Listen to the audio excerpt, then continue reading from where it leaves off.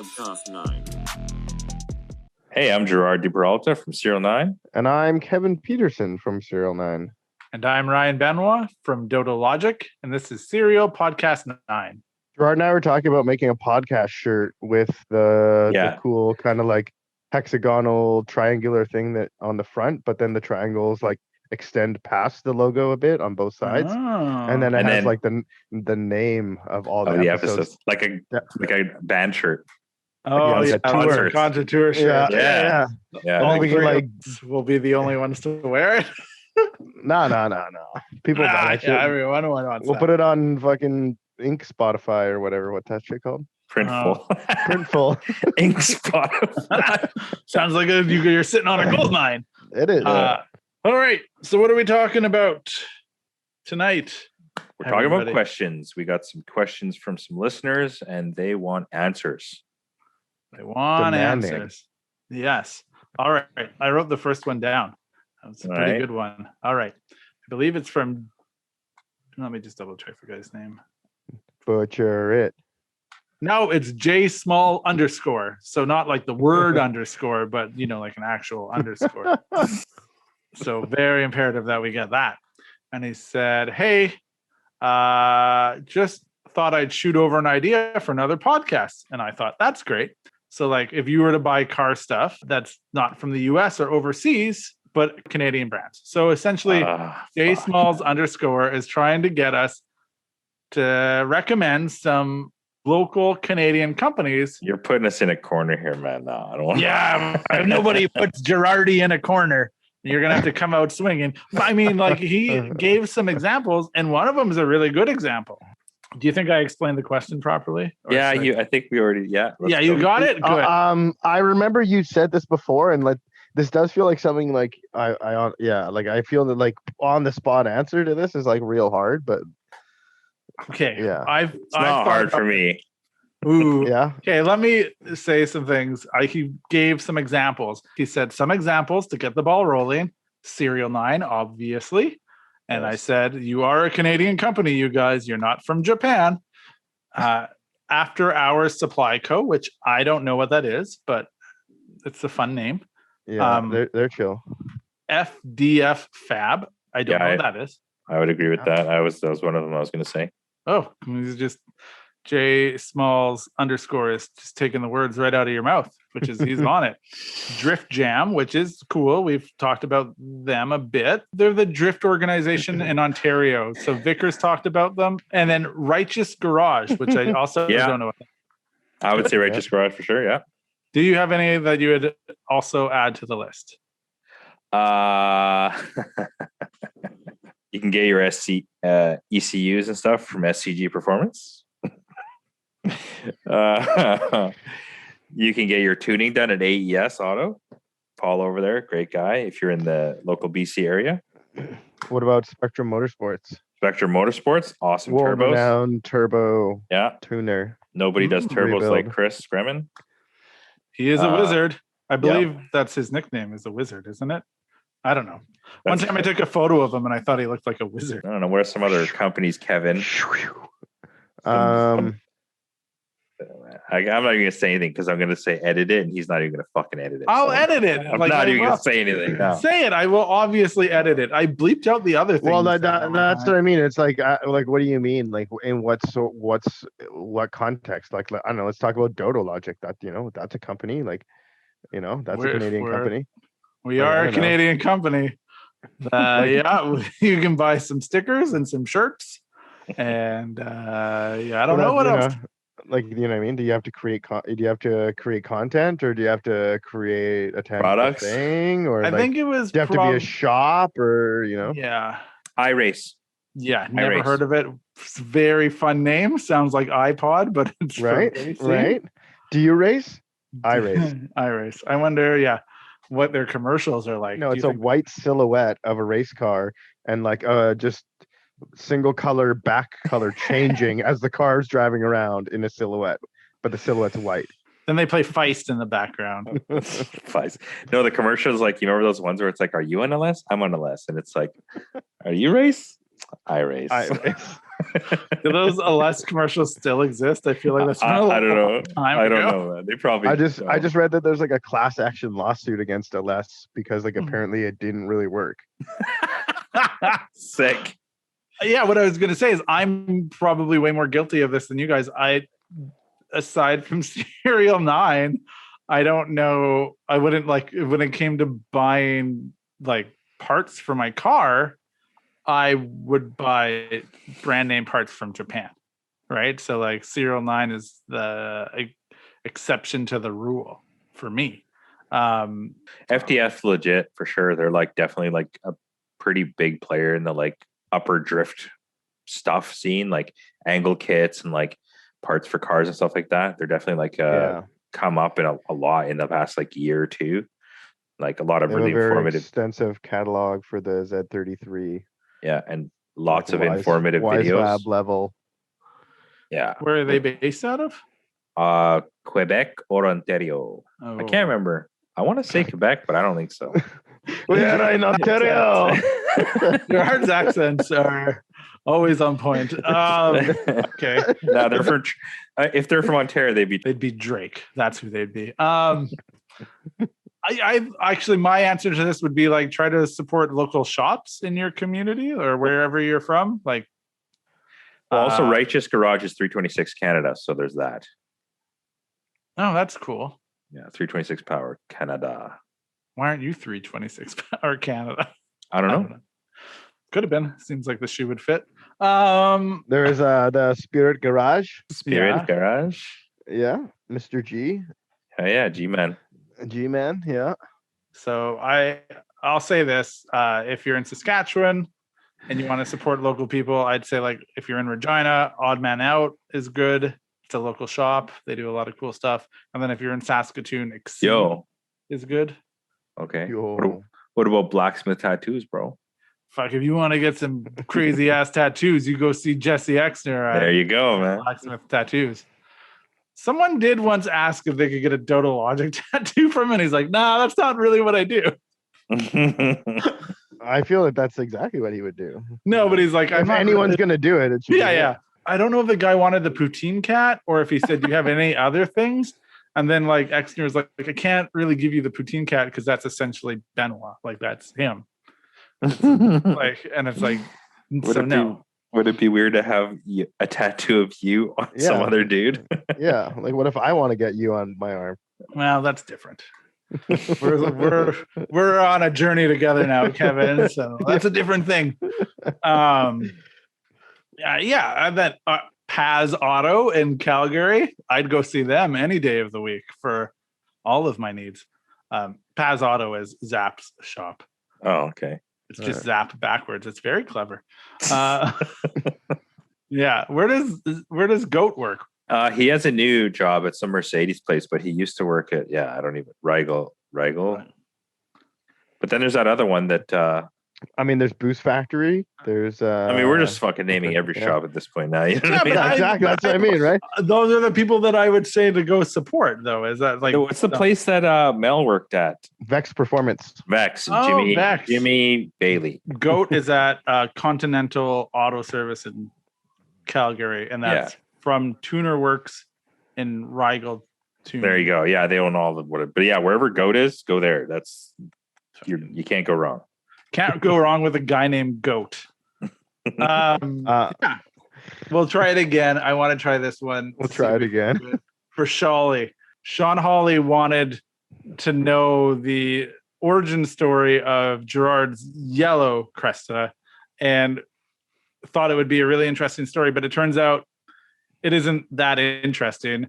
It's more so that he just reshelled and painted a car, and that's how we got there. The interesting story is his first car that he bought for very cheap, and then got all of the motor parts off of a sketchy Russian dude who had imported a car when he shouldn't have, and then ICBC had the sketchy dude tear the car apart, so Gerard bought the engine and transmission and put that in a wrecker car pretty much.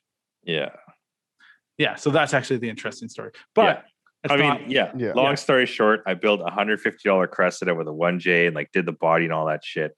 But it was like so disgustingly ratty. It had been smashed and like bondoed and all this stuff. And it was fine. I drifted it for a bit, but then I was like, you know what? I'm just going to reshell this thing. Bought like a decent car for $400, painted it some ridiculous color on a whim, and then put the two together in a weekend. And that was the yellow car. I mean, it went up from there. It obviously got way crazier with the Get Drag and the twin wastegates and the Borg Warner turbo and the HKS clutch and the 19-inch wheels and the body kit. But you Gerarded the car. But that was the original. It was just simply a reshell of like a shitty $150 car. All right. Let's get to the meat and potatoes of this episode, which I think is actually a really fun topic. And it comes from Matt Peterson, who asked us to name things that we should like but don't, and then vice versa, things that we don't like but should. Yeah, so, all right. Yeah. I like the question. Let's start with this. Who wants Definitely to start? Not a bad one. Go ahead, Kevin. I'll start. I have one that like we've talked about before, and it's topical. The G35 sedan, like it ticks all the boxes. You know what I mean? I bought it. I liked it. Like I drifted it. It drove great. Like I've said in the past, like with just the minimal angle kit and the minimal angle kit is a PBM angle kit. Well, it didn't have a lot. It had coilovers, like a welded diff. And an angle kit, poly mounts, and an angle kit, and it seemed to do better than my Altezza that literally has every single thing. I mean, honestly, like it was infinitely better than my Aristo at the time. But I just can't like it. It should fulfill everything, but I just can't get down. So maybe it's because it does fulfill everything. You don't like it, and maybe it's because you made it sound like shit. But those cars just kind of sound like shit. I know they fully sound like shit. I would say 85% of them to 90% of them definitely sound like shit. And then the other 15% are completely stock and quiet. So I'm with Kevin on that car. That I used to like those cars and don't like that. Here's a controversial one. I know it is going to be controversial, and everyone's going to disagree with me. I should like Japanese wagons, but I don't actually. I don't. They're fine. They've grown on me a bit. I like them more than I did. Interesting. But I actually think German wagons look better than Japanese wagons. German wagons being BMW, Mercedes, and Audi? Yeah. Or what about a fucking Passat or a fucking ugly fucking Volkswagen wagon? Even mind those. I don't like Jetta wagon. Don't even mind that. And compare very controversial. That is controversial. Yeah. But I mean, there's not a lot. I mean, I guess there's a few Japanese wagons. We got the Stagia. We got the Crown. The Blit. You got the Blit. You have the Legacy. Oh, yeah, Legacy. Oh, good. What's the Mitsubishi ones? Mitsubishi. Legnum. The Legnum. Legnum. That's how you say that? Did not know that. I thought it was also legume. It's a legume. Look at this legume. It looks like a legume. Yeah, it does. That car looks like a legume. But then there's the Evo Sport Cross. It's cool, but I also probably there's the Gita. Yeah, the Gita. That is the one that is that's the one that kind of checks the box. I mean, I sort of agree. No, I mean, I don't agree, but I mean, I sort of can get where you're coming from. Like, I just recently posted a photo of was that like a fucking M5 wagon, which I didn't even know existed, or maybe it doesn't even exist, but like clearly that dude has one. And I was just like, what the fuck is this? Like, if you could get that V10 M5 in a wagon, buddy, like that would be so ill. I definitely don't think that generation comes in a wagon. I don't think so, but I mean, there's a lot of weird shit in Europe that I didn't know that generation came in a wagon. Like the taillights are definitely pretty crazy. It's not like a render. No, that's a real car. You did something. Yeah, the RS6 wagon looks amazing. That is an amazing looking car. And I mean, then you got the Panamera Sport Cross Turismo, Sport Turismo, and then you get the Take. Yeah, I mean, I'm not arguing to say that Japanese wagons are better looking than European wagons. I mean, I literally own the fucking most weird looking wagon on the planet, which is the Blitz. That's like a fucked up thing. Like it is. It's definitely like ugly hot. Like it's like can look cool if it's completely dumped, but like the other 80% of the time, it's like, yeah, I kind of like not. I don't know. You know what I mean? It's kind of like you can't really decide if it's cool or not. They've grown on me a bit, but I would only say that's because of my proximity to you guys. And then like seeing that there's probably more potential to it. I will agree that for like most of the time when you come across someone with something like that, they're not quite like always nailing it. Even like the Crown Wagon, when Alex from Rare Spec had his Crown Wagon, I wasn't like super into that car. I was just like, yeah, I guess. Yeah, I'm not a huge fan either. I mean, I like them. They can look super sick, but like it's like a lofty amount of. Yeah, like what's his face? Scoozum, what's his Skookum. Skookum has his is cool looking. His looks dope. When I was younger, there was a part of me that was like, my friends would be like, when you get older and you don't want an SUV, like, what are you going to do? I'm like, fuck it, I'll just buy a wagon.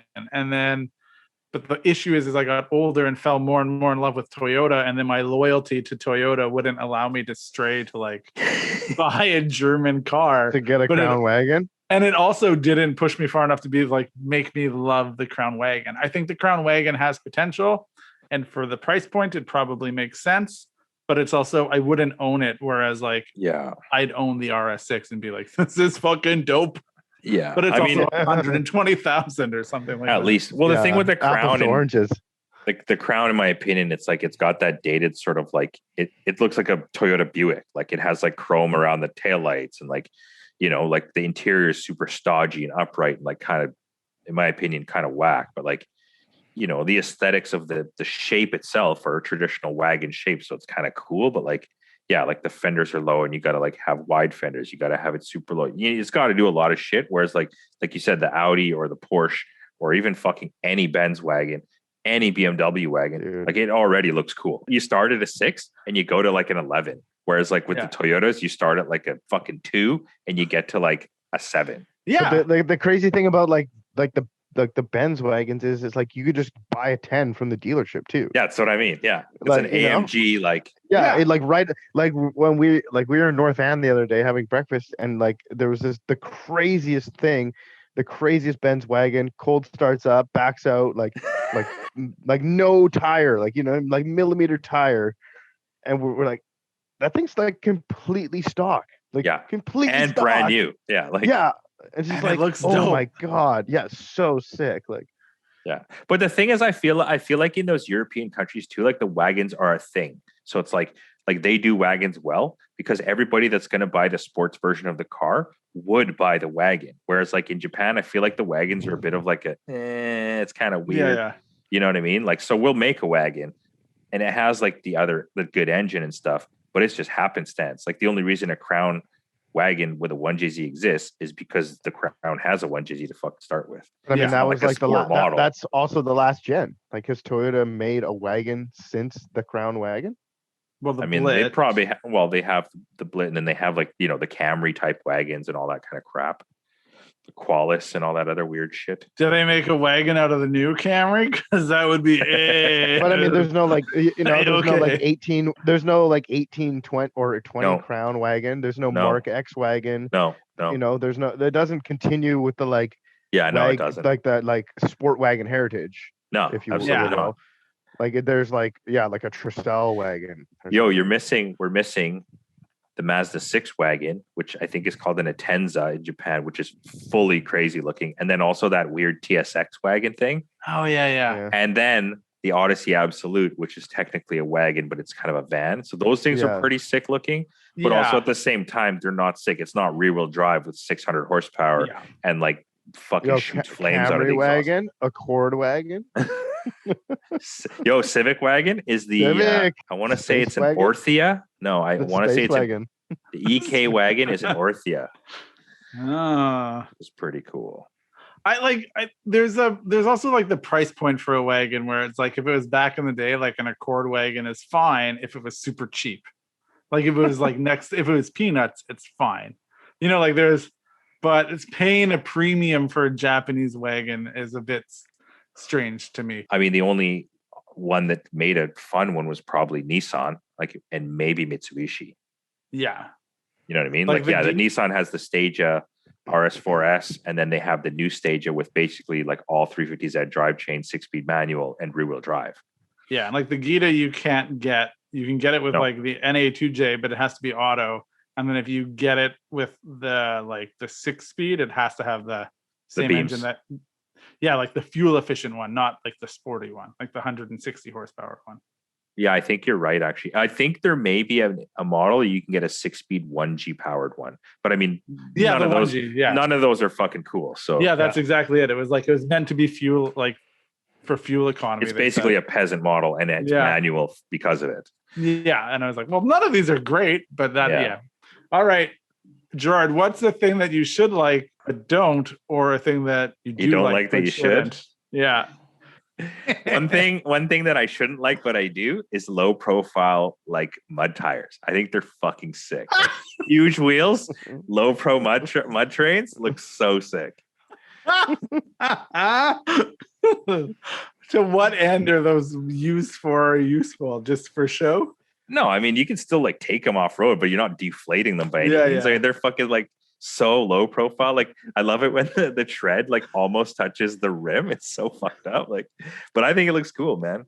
Like if I had a truck that just basically drove on the street, like a lot of the trucks around my hood now, like any of the like construction or contractor trucks, like they have that, and like it sticks out 3 or 4 inches. It's like a 24 or 26 by 14. It looks fucking cool, man. Like it's really like. I mean, it's kind of cooler than having like the same size street tire. Oh yeah, for sure. Obviously, like adds more truck look to the truck. You know? Yeah. And I don't know. To me, it's kind of this weird thing where it's like it's like a lot of those aspects I like. Like obviously, I'm into cars. I like low pro shit, but I like really big tires because a lot of times those are actually like 37s. So it's like a 37, but it's a 26-inch wheel. So it's like. It appeals to like my low pro car loving side, but it also appeals to like my big tire off-road truck looking side, and it appeals to the deep lip and the sticking out wheels. So it's like makes the truck look fucking sick. Well, that's a very interesting thing to like, and I agree that you shouldn't. We fully confirmed that Gerard loves bro dozers. Yeah, I did not know that you loved bro dozers. All right, Kevin, what's the thing? Pick one thing that you like that you shouldn't. Or a thing that you should like, but you don't. I don't know. I almost like feel like all of the things that I like, I feel like are guilty pleasures, or like people razz me about. You know what I mean? Like, well, name one. I don't know, like my pink car with 3-spoke wheels, with my 2-spoke steering wheel, and my zebra seat. And but why shouldn't you like that though? What's the reason? I don't know. Why do you always make fun of all of those things? Because it's fun to give you shit, even though the shit looks dope. I don't know. What do you want from us? I mean, I don't really make fun of it. I just don't really like 3-spoke wheels, and like I guess the zebra seat's a little bit like, I don't know. I just like maybe more subtle things. That's all. Like, I don't really think they're whack for you, but I think they're whack for me. Yeah, I think like there can be a taste difference in those things, but at the end of the day, it's still a Toyota. It's rear-wheel drive, and it has a JZ. It's JZ powered, so I think it like checks a few of the boxes, and it's low. Like the wheels fit properly. It's checking a lot of boxes. I feel like it's like a bit of a car version of like when you see those like people that are wearing like. Like they're really like they got Gucci this and Prada that and this bag, but like it's all just mishmashed and like super like not like like, oh, this is a red Gucci bag and I got like Prada flip flops, and it's like those are cool things, but maybe they shouldn't go together. So you're kind they're of just really gaudy. Fuck boy is what you're saying? No, it's just kind of like it's a bit like gaudy and kind of like look at me, but it's like I'm looking at you, man, and it's just not doing it for me. You know what I mean? Yeah. I mean, all right. Do you have anything else, Kevin? Because I don't feel like that was a really good one. Yeah, I mean, that wasn't very good. Like I feel like I just got dragged over the coals, and now. Would you like to rebuttal? Fuck Kevin? Whatever. You said I had a hilarious motorbike. Hilarious looking motorbike. Yeah, Gerard's carrying a grudge from the motorbike comment. Yeah, like 4 episodes ago. No, it was literally like last episode. Yeah, what do you mean it looks whack? It was the most I've seen Gerard get like up about something. He's like, what? Your bike's whack. You're whack. I kind of like not having a blow off valve and just letting it buck. But like, yeah, I probably shouldn't like that. I don't know. That's a pretty small thing. Totally comparable to low pro off-road tires. I'll tell you a big, huge one, a big, huge fucking elephant in the room. What do I know. I was waiting for it. Here it goes. What do I not like, but I should like is function, man. I don't give a shit. fuck. That's not what I thought you were gonna say at all. What like the Blitzo 3s I thought were gonna come up for sure. No, I don't like fuck those Blitzo 3s. No, but like for example, it's like, okay, so I'm building this like G35. It's quote unquote like a seat time car. And it's like, you should probably just not fucking dump it. You should probably not put like fitted wheels on it. Why don't you just put the fucking thing together in some sort of functional manner so you could just drive it and drift it and learn to be a better driver and like go door to door or whatever the fuck you're supposed to do when you're drifting. But like, I just want it to look sick, man. And like, I probably should just make it work better, but I just want it to look sick. So yeah, function. I should probably care more about it, but I really don't. But that's a bit of a catch because you try your best to make all the things that you build look sick in function. But you're saying like you don't care about just straight function. Right. But that's the thing is like I should, yeah, like why should everything be some sort of like difficult compromise? Why don't you just make it function? It's like, what's so bad about like having that half an inch higher ride height? Like, is it going to kill you? No. Does it look absolutely terrible? No. But does it look fully sick to have it half an inch lower? Yes. And I would probably rather have the fully sick looking G35 than the kind of cool, oh, there's that fucking G35. Like, yeah.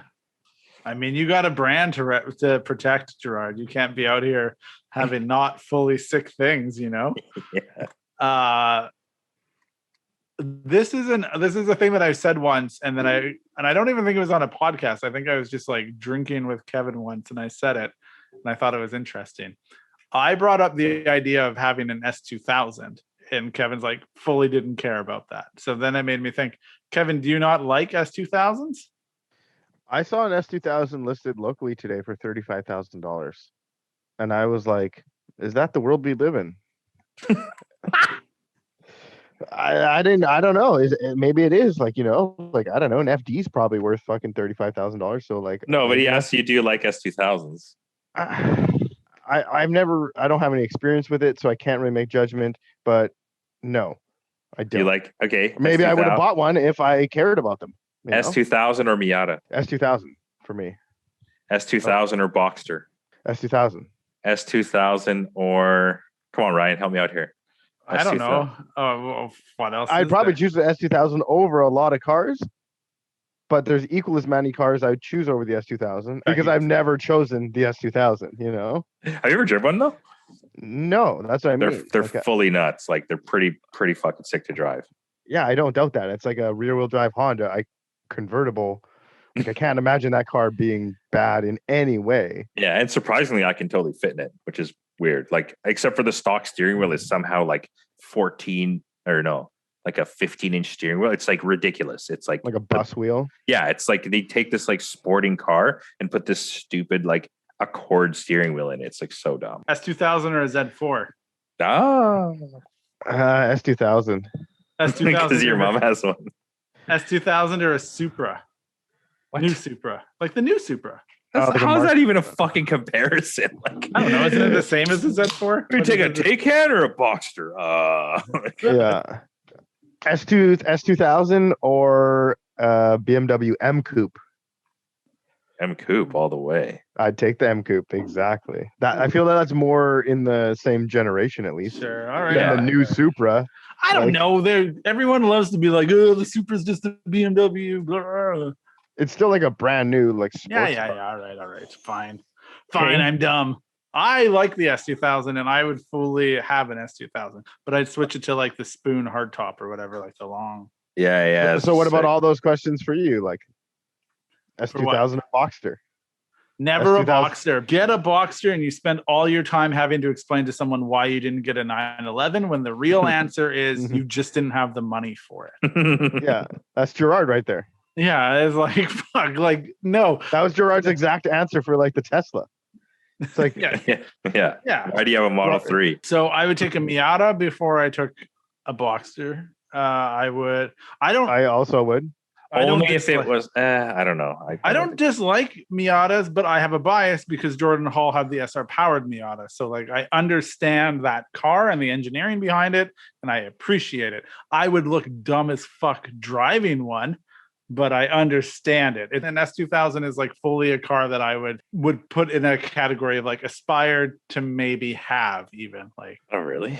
Well, I was gonna say what if you had to buy a convertible? Like that significantly reduces the amount of cars you're buying. That's the thing, is that I feel like it's a lot of responsibility to have a convertible, and it's a responsibility that I can't live up to. So I would have to put like a hard top on it and have it be that way. You'd be too embarrassed to drive around it or something. I was just, like, what am I gonna do? Like drive around and listen to my indie rock and shit, or like, like that's. I feel like if you have a convertible, any opportunity to have the top down, you have to have the top down. Yeah, and that's the whole responsibility of having the convertible. And I can't. But also, like, if you have the hard top, like if you have the SC430 with the like convertible hard top, that's a nice top though. Or a Varietta or something with a convertible hard top, Varietta. Or lots of German cars have convertible hard tops, like SL500. No, because I fully agree though. Like a rag top, there's no rag top car that I can get down with because that looks terrible to me. It's right. And fuck that, That the latest model Miata is the only Miata I would ever even consider, like the one Jesse just had. Like that thing was pretty wild. But other than that, like fuck Mazdas, fuck a Miata. I mean, honestly, kind of fucking S2000. I like them. I think they're great cars. They're amazing to drive, but I wouldn't really want one. Depending on the Boxster, but I mean, I feel like the ultimate potential of a Boxster is more than an ultimate potential of an S2000. I mean, you can get a Muse wide body, spoon hard top, blah, blah, blah, all that shit. It's probably pretty crazy. But I mean, at the end of the day, the Boxster is mid-engine. You can turbo the 3.4 and have 400 or 500 horsepower. It's actually like a mid-engine sports car. It's actually from Porsche, which is kind of sick. But yeah. Right. Still not a 911 though, So no, it's not a 911, but it's also not rear engine. You know what I mean? Yeah.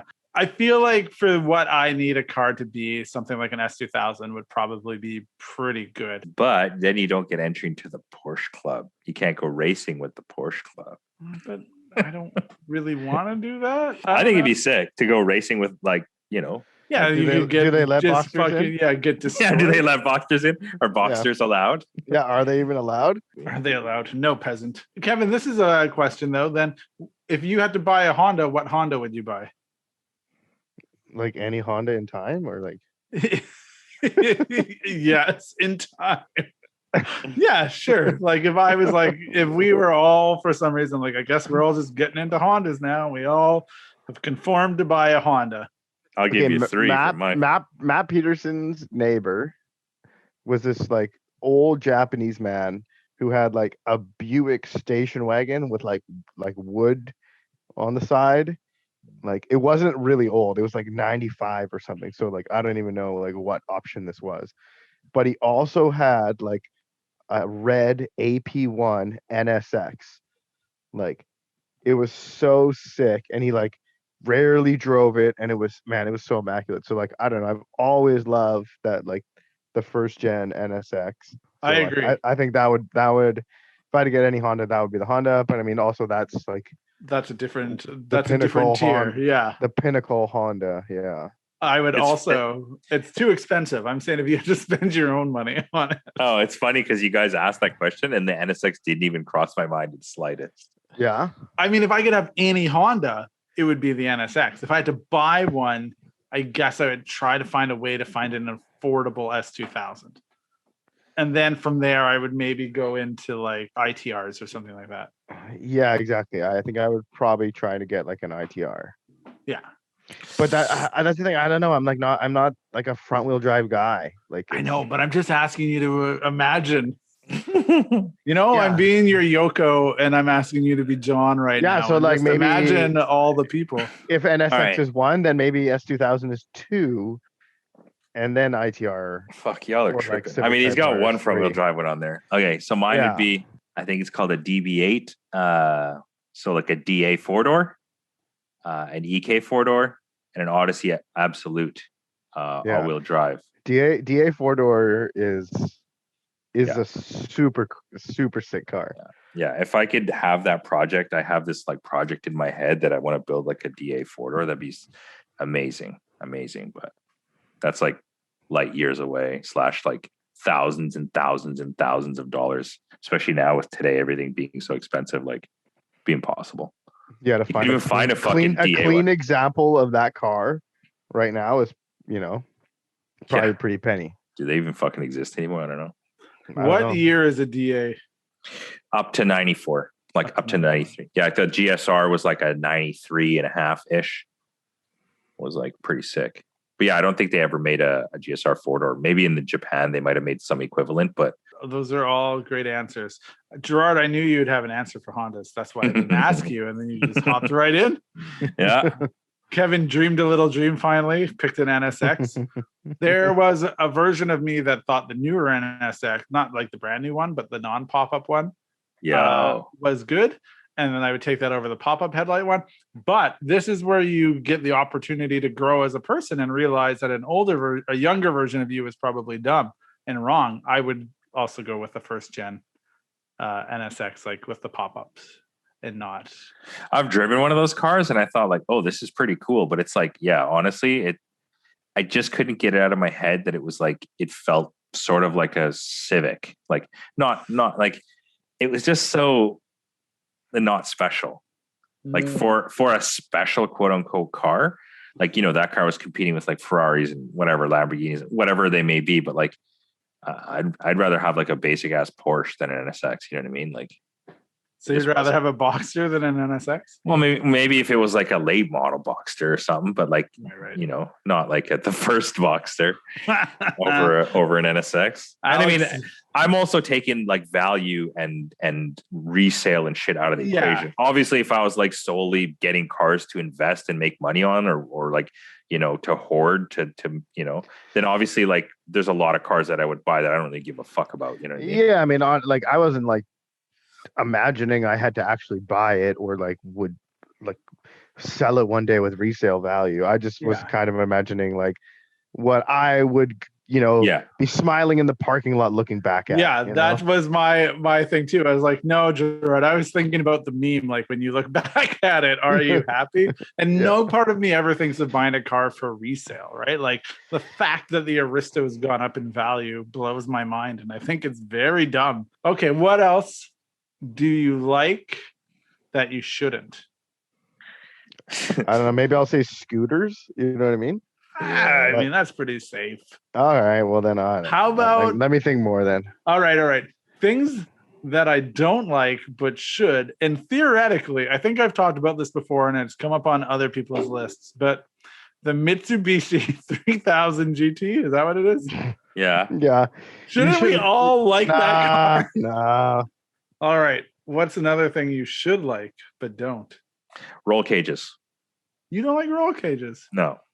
You don't like safety, is what I know. It's like no, I just don't like safety a bit. I feel like Gerard's been around the block enough, and like I feel like, no offense, but the amateur likes a roll cage. All right. The connoisseur doesn't like a roll cage. I mean, if it's a racing car that I'm only racing and it's obviously needs to be safe, then a roll cage is a necessity. You need to have a roll cage. Exactly. Yeah. But I mean, if I'm have a car that I need to take to 7-Eleven or like go to fucking dinner with my wife, I don't want a roll cage in that fucking thing. Not a street car. It doesn't make sense. Not in a street car. I agree with that. All right. That's cool. I have no allegiance. I'm not offended. I don't have a race car, so I'm not like, oh man. No, I just remember like me in the beginning, like I always wanted to have a roll cage. Like to me, like when you look through the back window of the car and you saw the X or like it looks so sick.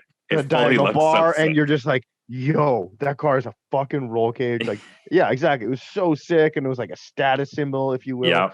But then you get it, and you have to live with it. and then you're just like, man, this is kind of lame. Like I need to have this for like the one event I do every two years. That's right.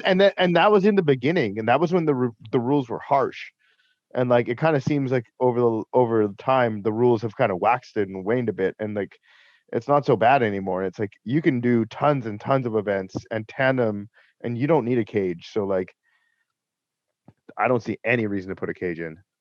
Me neither. I don't know. I mean, yeah, and also, I mean, granted, our events and the speeds we're drifting at and like the level of events we drift at is relatively low. I mean, I'm not saying don't get a roll cage, because like if you're drifting, like at 100+ kilometers an hour, on like 5/8 banks and like, in really high level or even medium level competition, and you value safety, a roll cage is an absolute necessity. Like, no doubt about it. If you're in a competing body, they're gonna sanction it. Yeah, you're gonna have to have a cage. Yeah, but also like it's a good idea to do so. But like on a street car, roll cage, not my thing. Or even like a low level drift car. Agreed. Yeah, whack. Although I don't care. I do agree though. Like, younger version of me would probably look back and be like, "Oh man, like the closer you could have your car to looking like it was always race all the time, and then be on the street was probably like, fucking sick." Fully. And then you got to live with it. You're like, well, fuck this, and it's like that's posted that meme recently where it was like the stock car, and then it was like looking at 400 horsepower, and then 400 horsepower is looking at 800 horsepower. And then 800 or 700 horsepower is looking at 1,000 horsepower, and then the 1,000 horsepower car is looking back at the stock car. It's like it's all it's just like you're always chasing that, and then like when you finally get it, you're like, yo man, like that car that I could just like D for done and like just turn the car on, and it's you're gonna prime it or like warm it up. And, like, it's fucking lonely at the top, boys. It's funny too, because like a lot of times, like obviously when I was younger and like modifying cars and shit, like you'd see like the Japan, sort of like style of modifying, and it was always like a little bit, they didn't make turbos that fucking were honking and like, made 1,000 horsepower. They didn't make suspension that was like, well, actually, no, they did make suspension that was really stiff, but like, they were always about like the feel or like the improvement or like the enjoyment or like the smoothness. And like, when American tuning came out, it was like the biggest, the craziest, the mostest, the harshest, the like, everything. And it's like, a lot of times I was just like, yo, like that shit's whack. Like Tomei, like, no, we don't want Tomei. We want like a, Borg Warner this or that, or, and like you want an external wastegate and top mount manifold and all this shit. And it's like, well, sometimes you just want the car to like be nice to drive. It could be a little bit faster, have a bit better response, and like the overall package is actually quite enjoyable. But like, that's why like things like solid bushings, like even for us, like with the engine mounts and like the Delrin and all this stuff, it's like we want to have the effects, but we don't want to detract from the like enjoyment. We want to have the like, I do feel like that is one thing Japanese tuning has always been about, is the feel, like how it feels, the difference in the feel, whereas American tuning is all about the number. It's like you put the suspension on and you go to the skid pad and see the G improvement, or you go to the dyno and see the horsepower improvement. There's no like feel, unless you're talking about like the butt dyno, where you're like, this feels faster. But because then it always, I think early on, it always gave you like, if you could put a number to a thing, it gave you bragging rights, right? Exactly. It's quantifiable. Yeah, totally. But like, the Japanese, my cam is better than your cam. My car is faster than your car. My car handles better than your car. And here's how I know. But it takes like years of being into cars and driving cars and modifying cars to find those nuances where you're like, oh shit, like I don't need fucking 500 horsepower.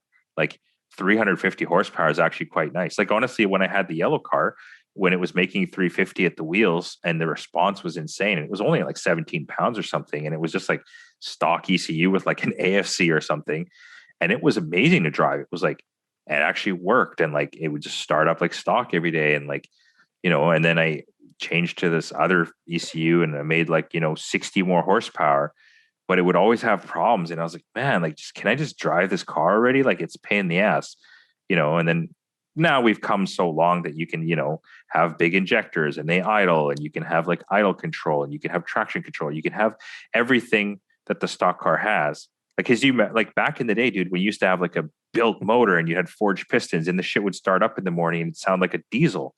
And like, or with our JZs, like you couldn't have idle control, and like you had to sit on the throttle to like warm it up. And it's like all these things, like I just want a fucking car that works.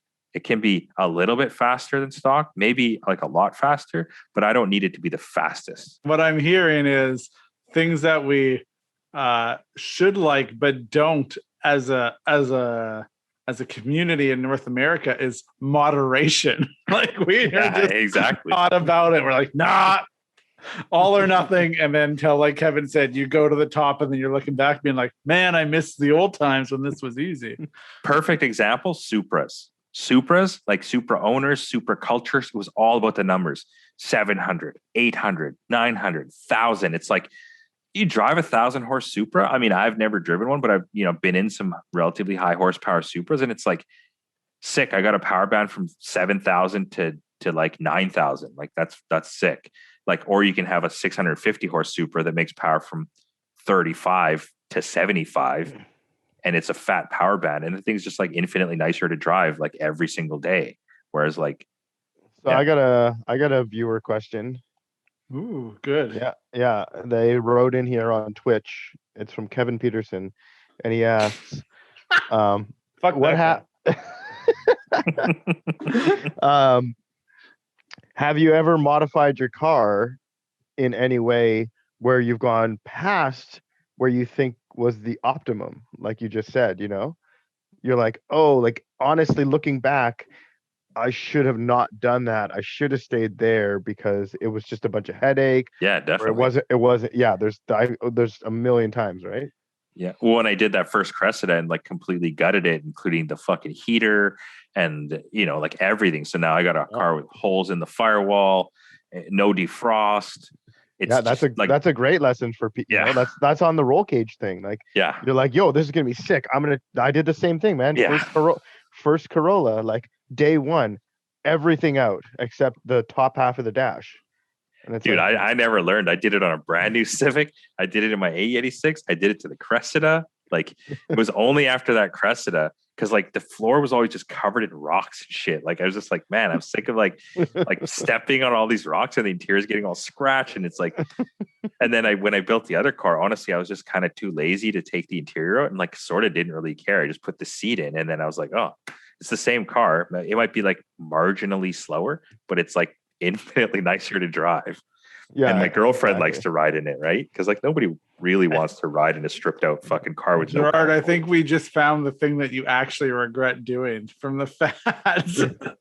When we were like, hey, can you name a thing? And you're like, nope, gutting your car. No regrets. Yeah. It is actually gutting your car. Yeah, like, there you go. Totally. Gutting your car. Looked dope. And it like, those are all the things. It checks all these boxes, but it's not practical. And at the end of the day. What about removing sound deadening? Yeah, done it every single car. Yeah. Like that had no interior. Yeah. I've done it tons too. Yeah. I've not done any of these things. I don't actually think that I've gotten to the point with a car where it's been at, if I'm being totally honest, I don't think I've ever gotten to the point where a car where it's like fully optimal, like bee's knees, everything is. So like where I could look back and be like, oh man, I really fucked up. Like I said in the fads episode, I've done things that I regret, but it wasn't like in the pursuit of excellence. It was in the pursuit of being a dumbass. And that's what I did, like it's not, I've done things that were dumb that could have been done better. I think like the air ride I put in the Celsior wasn't the best air ride, wasn't the best choice for that car. I mean, I think that's fully along those lines. You can look back and be like, I would do it differently, Yeah. Or like I would have done nothing to that Celsior. Exactly, right there. That's exactly what I was trying to ask. You should have been, it's like I wouldn't have done it. Looking back, I tried to get to the next level. but the next level was way harder than I thought it was going to be. Yeah. Required way more money and way more commitment. And in hindsight, I should have just stayed at the level I was at. Yeah, I like sometimes I'm like, I can't believe like I sold my S chassis and then had that Celsior. And then the other part of that is because like I quickly like realized that the realm that the Celsior was meant to be in was like the VIP world, and I'm not a VIP guy because like the attention to detail that you must have to be like a VIP car builder and like even the income you must have to build that car, I didn't have. That's all bullshit. That's all bullshit, man. I think, okay, one of the things I think is like the VIP quote unquote like image or scene that's, you know, in North America is quite a bit different from the VIP world in Japan. Like definitely there are cars that are like that top tier, only show car, super nice, this and that. But like there are a lot of like quote unquote VIP cars in Japan that are treated like drift cars. That are they just basically look fucking rods. crazy. Yeah, they're basically that wasn't prevalent when I had mine. So, you know, like it didn't really matter. And it wasn't like it was on air ride, but it still needed more stuff to go lower. And then like we vinyl wrapped it because I didn't want to paint it, but the paint was kind of shitty on it. And I didn't want to put money into painting it again. Yeah. It wasn't the best. And I put like the K-Sport air ride in it because at the time I didn't really know better. Like I didn't know what it didn't seem that bad. It was all right, but like when you start getting to people that had like self-leveling and shit, and like mine was like, well, the back and the front feel even-ish, you know, like you're like trying to like even it out and be like, yeah, oh, okay. But the only reason I put that air ride in was because my stock Celsius trucks failed and they went into like full like inflate mode. Like, okay, now you got to fix these. And I was like, well, I could put coils in it. I don't know if that's a great idea. Or I could like do air ride. And I was starting down my road into like Toyota-ism. So the only thing that I'll say is if I didn't have the Celsior, maybe I wouldn't have pushed so hard to get the Aristo when it came up, which I don't regret having the Aristo. So what things that we don't like that we should, or things that we do like that we shouldn't? Yeah, I got another one. A thing that I do like that I don't think you guys like. I don't hate Volkswagens at all. Like I don't have a hate on. I grew up in a Volkswagen, so I mean I don't like absolutely hate them. I probably would never really buy one, but they're pretty sick. Like they've always sort of been sick. I just like European engineering versus Japanese engineering. It's just not there for me. Yeah, there's some things that really worry me about it, but I think when coming up in the era that I came up in, it was like if you were looking at front wheel drive cars that were fast, like Volkswagens were pretty fast, and they were just making fast cars ish out of the gate, right? Like when I met Carter had a Volkswagen, you know, like he wasn't driving a Toyota, he was driving like a GTI. That's sick. And you know, and they have the plaid interior, and it's like, dude, Canadian with a beard. What else are you like? No, I was like, whoa, Recaros. These things are plaid. Like, fuck me, man. This is great. Well, my mom's car growing up was an '87 Vanagon, so we'd always go to the Volkswagen dealer. And we moved here in BC, like it was just down the street on 104th, and we'd always go there. And in the showroom was the GTI 16 valve, the Mark II Golf when it came out, the Golf GTI 16 valve. And I just sit in that thing in the fucking Recaros and like look at the BBS wheels. And like, I was like, man, this thing's tight, dude. Like BBS wheels, Recaro seats, like, you know, 5-speed, like twin cam, 16 valve, like pretty cool car. It was like red or whatever. Like that car today is probably worth fucking 50 grand or something. Like so sick. But other than that, like I definitely got down with the Rabbits and the Golfs. I sort of lost track after that. Like there's so many like Golf R, Golf, R32. Yeah, the R32 is fully like that's a sick car in my books. Like it's just like it's just too expensive to have. There's so many variants, and like I just never paid attention. Like sort of like the Audis are exactly the same, but they're just kind of better cars. You know, you get the. I remember like when we used to go to the dealership in Winnipeg back when I was living in Manitoba, because there's always snow. And I remember this one lot guy parked an Audi 90, I think it was at the time. He basically just revved the living shit out of it, dumped the clutch, and like fully side like strafed the car into the parking spot because he just launched all four wheels and it was on a bit of a hill. And I was like, yo, that's the gangsterest move I've ever seen in my life. Like he obviously just like knew how to drive those cars. So yeah. Yeah, the first turbo car I ever drove was in high school. I drove an Audi like A4 turbo that was chipped, and I was like, "Oh, yeah, turbos are cool." And this car is all-wheel drive, and like, again, like we talked about this before, but I have to put it out. In Saskatchewan, like all-wheel drive is kind of like king, a thing that you want a little bit because it becomes a bit of a necessity, and so it's like, wow, this is like actually pretty cool. And there was that point when I was younger, WRC was very popular, and it was on like did you guys have the Speed Network? Yep. Yeah, I had the Speed Network, and it was like you could watch WRC and you could watch all-wheel drive like Subarus race, and I was like, oh, this is actually kind of cool. There was a part of me that wanted. How many Audis were there? No, I don't know. Then there wasn't that many, was there? None. I don't think there were any. No. Yeah, but just like having a turbo all-wheel drive. No, I'm just saying the all-wheel drive turbo was cool. But then there was a part of me, even I wanted my second car to be a Subaru. I thought I was gonna flip to like an Impreza. There's an entire brand of like, what do you think you maybe should like but don't like? Subaru. Oh god. Like I don't know. Like they're Japanese. They're 4-wheel drive. They're turbo. They're all sorts of things. It's like, I agree with that. I don't know. My first experience with a Subaru was a friend lent my friend his 2.5 RS, and yeah, we were just like drive the shit out of that thing, like ripping on these gravel roads, and like we'd pull the e-brake and do these huge like 180 turns, and like, man, it was sick. It was way faster than my Corolla and his 240, obviously, and like, you know, it was a much newer car than our cars, so like everything about it was nicer.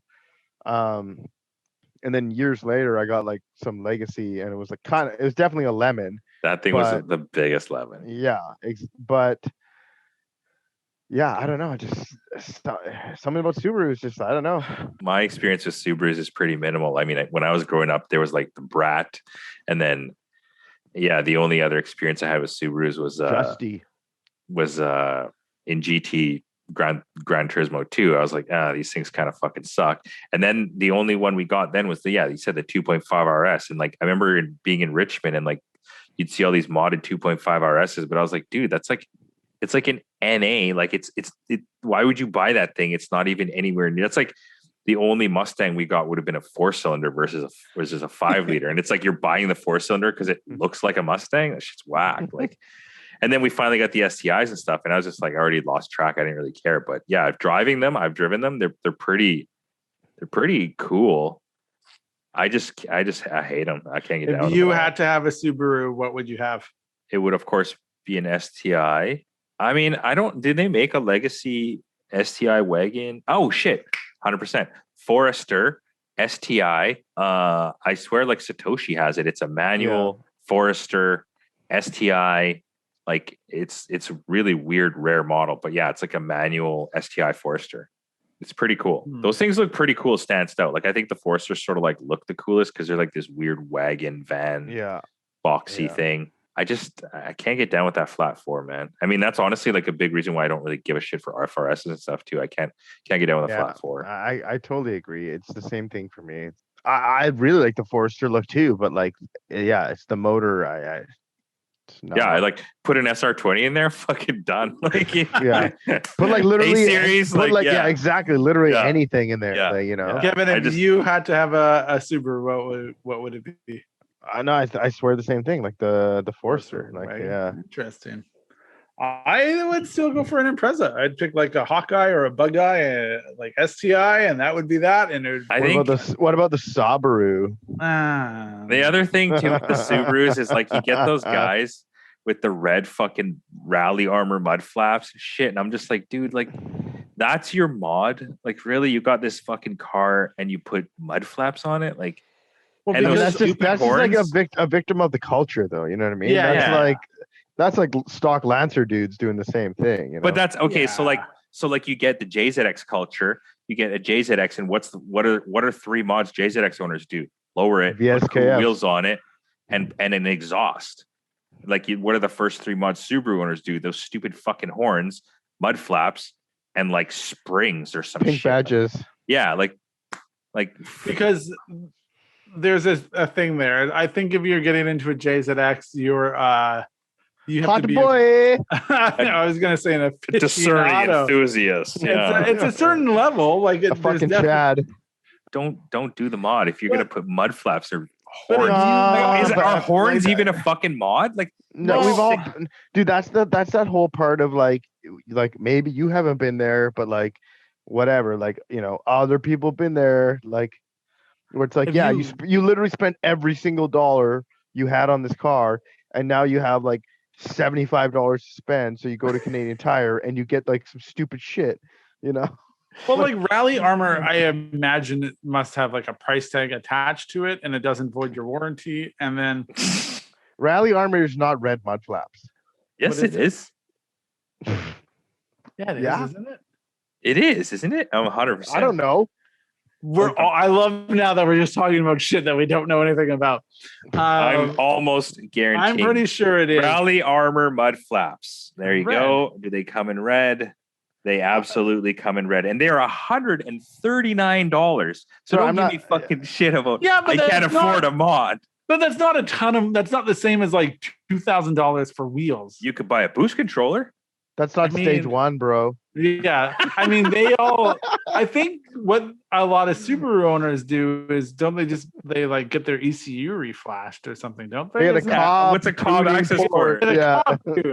If you are into a Subaru and you go onto a Subaru group, or you go into a Subaru forum if they still exist or whatever, or you're like searching the hashtag and you start looking at all these cars and they all have red mud flaps, and you're not out there, like you're just getting started. You're like, clearly, if I'm going to be in the scene, I need red mud flaps. But the for thing is, $135, that's a simple jump to be like, now I'm an individual like everyone else. But listen, man, like in the grand scheme of car modifying, what other fucking realm do mud flaps exist as a mod? Ferraris, nope. Overlander. Toyotas, nope. Yeah, okay, maybe trucks, sure. Like, do you want to be? Is that the same realm? Trucks and fucking Subarus? Yeah, but they're like, well, it's rally inspired. Like, I don't know because I'm not them, and now I'm arguing a point that I don't fully understand. Okay, one thing that I should like that I kind of just don't really like are coupes. I've never in my life owned a coupe. Actually, I've had a two-door once, and it was a 1971 Toyota Mark II. I don't even know that was a Mark II. Like, it was like a sedan technically, but it had two doors. But yeah, I should like coupes. I should like S15s. I should like Supras. I should like, the new Supra. I should get like the new 400Z, and I do. But at the same time, I always just think the four-door one's cooler. Well, it's because you want to be different. And I quote, I wanted to be different. Well, also, I just think it's more car. I always kind of had this thing. Like, I remember when I first modified the Crest. No, I'm right there with you, though. I'm fully right there with you. More real estate. So I'm getting more real estate. Well, yeah. Like, I remember like when I got the X7. But you had an FC. You had an 8.6. Both of those are coupes. Oh, yeah, you're right. I had an FB and I had an 86. But my 86 was like the trunk model. So, I had two doors. Yeah, it's a coupe. Yeah. That's definitely a coupe. Okay. Well, I guess by definition, a coupe. No, the technical. But in A86 world, it's either a hatch or a coupe. So yes, you're right. I had a coupe. Yeah, you love coupes, is what I'm hearing now. No. Okay, so after those cars, after the FB and after the E, I had my first Cressida. It was an X7, and I remember actually I fucking gutted that thing at first too, like the rear half and stuff, and I took it quote unquote drifting, and I was like, this is fucking so sick. There's just like more shit to take out. There's just more like stuff to like, you know what I mean? And it was just kind of cool to have this big fucking car, and it was like still kind of fast, and like it was just cool because I could put my bike, I could fit 3 BMXs in the back and still like go drifting and be comfortable. Like, you know what I mean? It was just kind of cool. And I remember like it was between an FC or the X7. And I remember like sitting in the FC and looking behind, and like directly behind me were the strut towers. Like I could adjust the fucking shocks for the back from the driver's seat. And I was like this isn't going to work, man. Like what do I even put in this thing besides me and like a passenger? Like, it seems bullshit. Like, you're paying all this money for a car and you don't even get any car with it. So kind of sounds like you took the function of the sedan. So you do like function. You were like, yeah. not your on-the-fly control of suspension in the rear. Yeah, exactly. That also sounds like full function though too. Yeah, like being able to like I can dial this in, reach back and adjust your damping. Yeah. Ooh, I'm gonna take this turn. I better adjust it. Yeah. The other thing I don't really like, and I probably should, is meaty tires. I can't get down with them. I think they look like shit. I think like I could probably do an almost square setup if I had like a racing type car with like, super lightweight wheels and like, R888s or whatever sort of like racing tire. But if people are going to come at me with like some bullshit tire that's like a square on like some wheel that like actually fits, I'm just going to be like, yeah, fuck that. It just doesn't look cool. It's not functional for fitment. You like wheel fitment, not tire fitment? Yeah, absolutely. Yeah. It's infinitely that's more. Not surprising. I know, but like you're supposed to like, it's supposed to be proper or whatever. And people are like, oh, it's not functional to have a fucking stretch tire. And it's like, well, fuck you. It actually is more functional because I can have the car lower and have the wheel further out and still turn. And people are like, I get it's not functional to have a fucking like radial bias ply or whatever bias ply tire either. You know what I mean? Like, so like, like my stretched radial that's brand new is probably way better than any of your ancient bias ply like hot rod tire. Yeah, but also at the same time, I get, because I roll fenders a shit ton. Like I've been rolling fenders since 2003, and people come at me, they're like, oh, I got this and this and this, but it rubs. I'm like, you know why it rubs? Because you got the wrong fucking tire size. Wrong being like it's square to the tire, therefore it's square to the fender, and therefore it's gonna rub. It's like fitment guide size. Yeah, like I could roll the fenders all day long, but if you're not gonna pull that tire in and pull that wheel out, it's always gonna rub. So fitment, like square fitting tires, fuck them. Yeah, I mean, I don't feel like it's surprising to find out that Gerard's about wheel fitment. Like, and people are like, "Oh, no, like it feels like a bit of a learning opportunity, though." Like, same thing. It does. It's like 99% of the time that we get called for a fender roll, it could be fixed if the person ordered one size 10 down or 20 millimeters smaller width tire. Yeah. And like it's not going to be exactly what the tire shop tells you to get for that size wheel, but it's going to work no matter what, And like you could permanently alter your car. Yes. Or never alter your car. Yeah.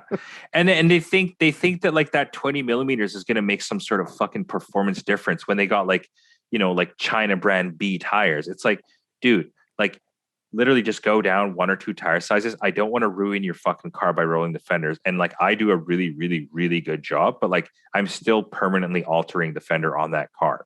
It's no longer stock. And maybe, certain cars take better to it than others. Certain cars should never have their fenders rolled. But yeah, like, it's like, you could just get a skinnier tire. It's going to give you like 1% less performance that you never drive anywhere near that limit of anyways. Exactly. I was literally going to say, at the extreme, the dude goes 20% over the speed limit. Like, yeah, exactly. And then you really need that 395, bro. Yeah. Yeah. And it's like, oh, like people are like, oh, it's unsafe. It's going to debeat. It's going to do that. It's going to like, dude, I've had one tire debeat in my entire life. And that was a front tire because I went straight into the rocks or whatever at a 45-degree angle, and it like ripped the tire off the wheel. I've never had a rear debeat. I've never had any of that shit like happen. Like, you just got to know what you're doing. And I've got like 130K through a pothole that like tacoed my work wheel, and the tire still on the wheel. Yep. Like, and that's on 20 degrees camber. And like, I drove to California and back on 10 degrees of camber with, was it a 265/30 on a 12-inch rim? Like, with 4 people in the car or whatever the hell, 3 or 4 people in the car, was at 5,500 kilometers. Like, never back. Yeah. Yeah. So like, don't talk to me about unsafe. Like, I know, you know what I mean? Like, stance. Yeah. I mean, again, not surprising, great learning opportunity, but like, this just in, Gerard likes stance cars. Maybe the thing there is that, like, like maybe it's that it's not as dangerous as you might think. What's more dangerous, your tire rubbing your fender and getting cut up, or having a 10 millimeter smaller than recommended width on the wheel. Like Yeah, you know what I mean? Exactly. Nothing more unsafe than the tire rubbing the fender, especially at speed when you're like got 4 people in the car and you go over bumps on the highway and it's like, and it's like, oh, there's like 2 millimeters, 5 millimeters, 8 millimeters going through my sidewall. Like, when's it going to blow up? Well, it rubs less and less every time, right? Does anyone else have a thing that they don't like but should, or that they do like but shouldn't? I feel like Kevin's not saying anything anymore because Gerard raked him over the coals for his car. I honestly, like, if you just told me a bunch of things that, or if Gerard just listed 10 things he likes, then I could probably be like, there's 8 things there that I don't like. But you know, okay, let's do that. List some things you like, Gerard. One thing I was gonna say is that, like, as I get older, like, I become more like Ryan says, where I just feel like I'm more accepting of things that I don't like, and I can appreciate what it is about them, that other people do like. Whereas when I was younger, I'd just be so steadfast in what I liked, and what you like is wrong. Yeah. You're wrong because you like it. Yeah. But now I can, like I can appreciate Gerard's. He wants all these Nissans, and I'm like, I can totally appreciate why he wants them. Like, and it makes sense to me. But it's just not for me. But yeah, I'm not going to hate on it. Can you appreciate Gerard's motorcycle? This is your chance to get him back for shit talking. No. I could appreciate it if I could hang out with him and ride together. Yeah. Then it would feel like a true motorcycle, and I could appreciate it because we could do something together. But like right now it's just a garage ornament that looks ugly. One thing I should like, I really should like them, and I really kind of just don't like them, is Toyota trucks. You don't like Tacomas? No, I don't like Tacomas. I don't like 4Runners. I don't like Land Cruisers. You don't like 4Runners, you son of a bitch. Like, I can appreciate them. I think they're good for what they are, but like, I don't think they offer a lot of value for what they are. And I just can't get down with the fucking full-time 4-wheel drive. So mine's not that. Yeah, but I don't know. I don't. Yeah, like the 4Runner, I just never got down. And like Land Cruisers, great vehicles, they're great, but like I don't think any of them really like look cool. They all look cool. I don't know what you're saying. No, I mean like the early ones and the early Prados look cool because they're boxy, which is totally awesome. But like, I can't get down with slow windows. I can't get down with fucking like not really fitting into the truck, and like I can't get down with full-time 4-wheel drive, and I can't get down with, there's a lot of things that I'm not down with. I feel like the old ones don't have full-time 4-wheel drive. No, they probably don't. They didn't. They probably don't. Yeah, didn't start that until the 4th the 80s series. Yeah, exactly. I know. But then at the same time, you get the old one that doesn't have 4-wheel drive, but it has all leaf springs, and you're like, man, I'm definitely not getting down with a full leaf truck. Like, not a chance, right? So it's like there's like I definitely do that. No, but I mean. Why are you still mad at my 4Runner? And there's rusty rear bumper. Get out of town. That's just the thing. It's like, I don't know, like they're expensive. They're like, they're good trucks, but I mean, they're also good trucks because they're so popular. Like, if you take enough it's people, a Toyota. Well, yeah, but also you take enough people to push a cart, and the cart's gonna go fucking pretty fast. You could, that's like a Porsche 911. Okay, it's like a Porsche 911. It was never a good design to start with, but like over the years, they've just refined this really shitty design to become really awesome. Oh, I guess, sure. As long as we land on really awesome. I will sit back here and agree with both sides. Like I love Toyota. Like, I am so loyal to Toyota, but like the value of the Toyota truck versus what it costs to most people isn't worth it. They're never going to get that money's worth. They don't need that, like nobody needs the performance of the 4-wheel drive that they have anyway. Yes. The Nissans are built like Nissans are, which they're more sporting and they're more fun and they're lighter and they're less built to survive forever. So you might as well get that vehicle that costs less, is more fun to drive, is going to get you there, but maybe isn't going to get you there forever. Yeah. I went for the forever equation because I was like, what is easier? Like, what's gonna last in like, and that's why I picked part of the reason I like. Yeah, but I own a Toyota truck, and I probably would never not own a Toyota truck. So yeah, it's a weird thing for me to say all of that. But also, no offense, in my opinion, you have like the absolute worst one. Yeah, that's fine. I'm not offended by that. No, like it's not like I want your Dyna. I'm not like, yeah, like the it's third not like gen. I roll up to your shop and I'm like, oh man, I really blew it and bought a 4Runner and not a Dyna. Like, it's totally okay. I don't expect you to want a third gen. I mean, that's the thing is like they're great and they're popular and the popularity makes them more popular. And you know, it's like a wheel, man. Like there's a big aftermarket because they're popular, and the more you know, it is what it is. And like, there's millions and trillions of these trucks out there, and they're not shitty trucks. They're good trucks. They're reliable. They're Toyotas, man. I mean, I love Toyota, but just the configurations that they came in for me was just I could never do it. Oh, it's reliable. Boo hoo. But it's like, no, but it's reliable. You guys like. But wait. Reliability is a relative term. It's like how many 4Runners have non-working lockers or non-working whatever. It's like pretty much every single fucking one. All of my or the transfer case. The transfer case doesn't go into 4-wheel drive. But there's so many people that like know how to fix this problem or whatever that it somehow just becomes less of a problem and then gets pushed under the rug.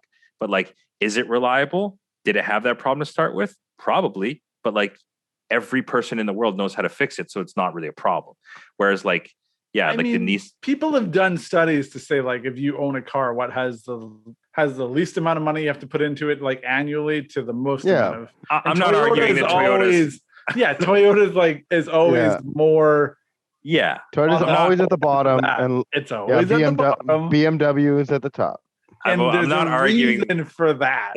So I get what you guys are saying, but like the resale value of a Toyota exists because it is sought after, and it's sought after because there's, I think, actual like data to back up the buying decision of that vehicle. All right. What are some other things you should like that you don't, or that you do like? I should like scooters, but I don't. Or like maybe I should like the type of scooters that Kevin likes, but I don't. That's another one though that it's not surprising to me because they're not fast. But I guess I heard the whole argument. Yeah, it is what it is. I don't dislike scooters generally, but I just dislike those type of scooters because they're just all about foo-foo looks and have zero performance. All right, maybe let's do like a. Oh, that sounds like you're really about function and not style, but you know whatever. No, there just has to be a certain level of function, you know. Hey man, I can go 70 on it. Like, let's try a lightning round. Skylines. Lightning round. Like them, Kevin. I would have to say like them. Yeah, I like them. Okay, R35. Yes. No. New Supras. Yes. Yeah. Camrys. Yes. Yeah. I knew that one. Yo, should we do an hour of this? Big wheels on old cars. No. Actually, wait. I didn't know we did that whole USDM show, and then I didn't know when you said like you didn't like touring cars or touring GT. Pro touring, and then I looked it up and I was like, I fully like those. And I was like, oh, those are sick. That's what I would build. Okay, how about those maybe V8s? Yes. No. Yes. No. I'm gonna say no. Oh shit, eh? All right. I feel like if I'm gonna go to a V8, I like, why wouldn't I just like be ostentatious and have a V10 or V12 or you know? Because they don't exist. A Century. Get a Toyota Century. Done. What are you even talking about, man? Like, money's no option. I just get a V10. Like, yeah, we're all Gerard. Okay, so you're gonna get LSX is a peasant fucking V motor. That's some basic ass peasant shit. What else do I got? Welded diffs. Yes. Yeah, I've never had one, so I don't know. Okay. All right. What about this? What about cut springs? No. It depends on your car, but I'm probably gonna say no. Lowering springs. No, okay. Well, I mean, if it's between that, would I rather cut my springs or put lowering springs in? I'd rather cut my springs. Really? Spend $300 on some spring. Get the fuck out of here. You can buy coilovers for $500. Like, lowering springs. No. Kevin, you ask us some. Like paddle shift or like hand shift, but the same auto bullshit. But I don't know. I don't even know what you call it because I don't live in that world where you can like shift lever DGT versus or like no like. I see. Yeah, if you're gonna do it, it might as well be paddle. If you're doing it at that level, it might. Really, I'd way rather fucking shift with my hand. Okay, but I mean, what is it attached to? An automatic or a transmission like a DCT that actually does something cool? I guess it doesn't matter. I'd rather have this. I'd rather have the stick. I don't really think paddles are fucking cool. You boys haven't been watching Drive to Survive. I'm all about that F1 life now. Right. Right-hand drive, left-hand drive. Right-hand drive. I'm gonna say I don't really care. If I had the option, right-hand drive. Why? I think if I had the option, look at me, drive. shit. I would also probably say if I had the option, it'd be left-hand drive. I mean, it makes more sense if I'm if it's a race car, it doesn't matter. But if it's like the car I'm driving every day, we live in the left-hand drive society, so why? Yeah, I mean, I guess the Forerunner is left-hand. And I mean, it's weird because like no matter how many years I've driven right-hand drive, I'm still way better at driving left-hand drive, which is weird.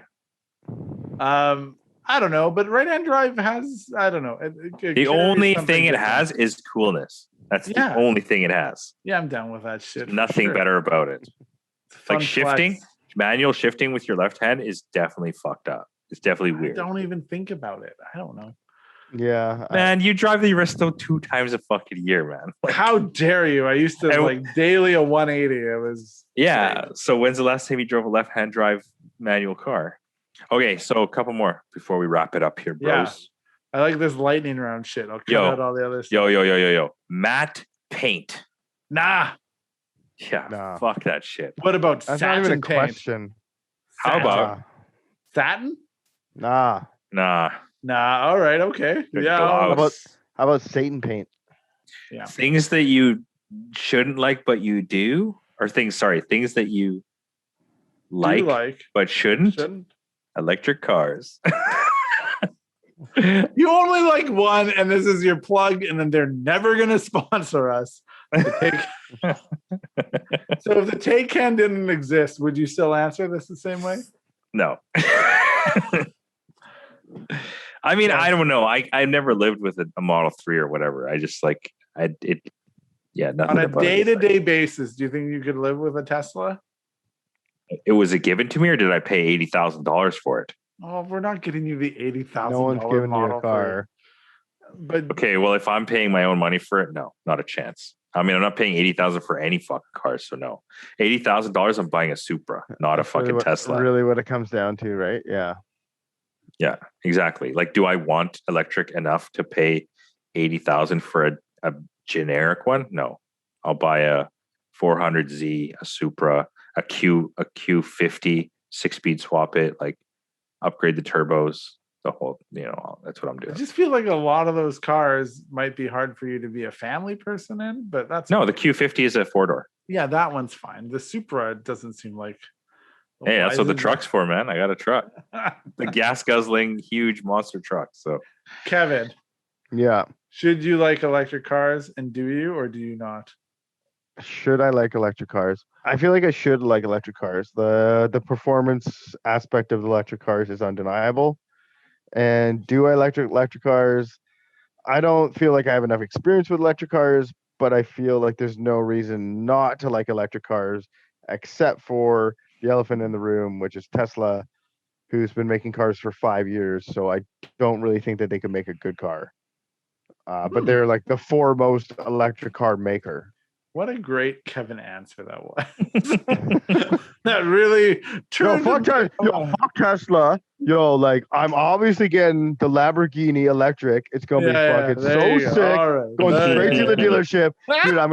I'm getting it fucking. It's gonna be like volcano red. I'm gonna get the fucking magma stitching. Yo, it's gonna have air conditioned seats. Yeah, fully sick. This is why Alan C keeps asking us to show who we are, so he can determine the difference between Kevin and Gerard. I don't really like things that we should like, but we just don't really like. Women.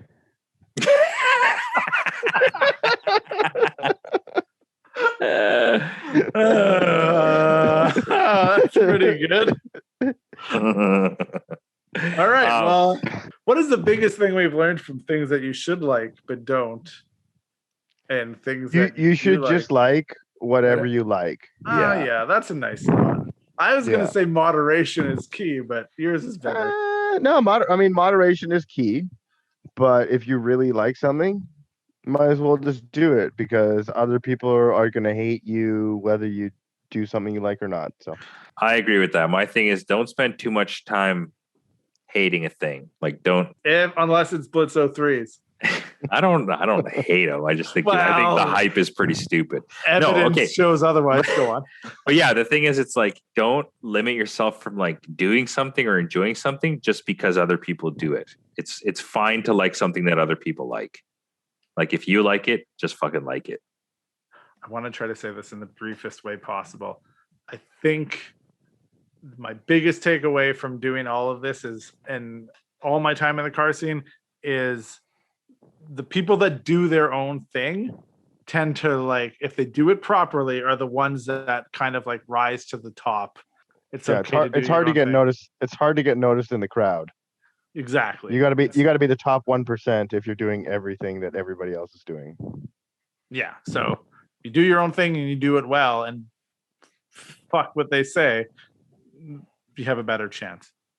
All right. Well, that wraps it up. So thanks for listening to this episode of Serial Podcast 9. Thanks for listening. We hope you liked it. Check us out. We have a podcast section on our website.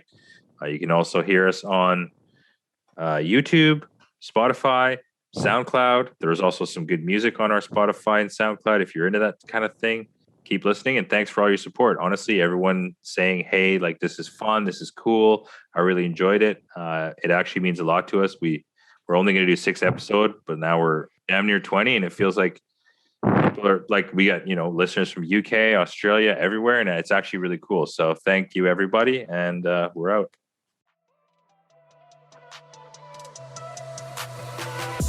Thanks for listening to Serial Podcast 9.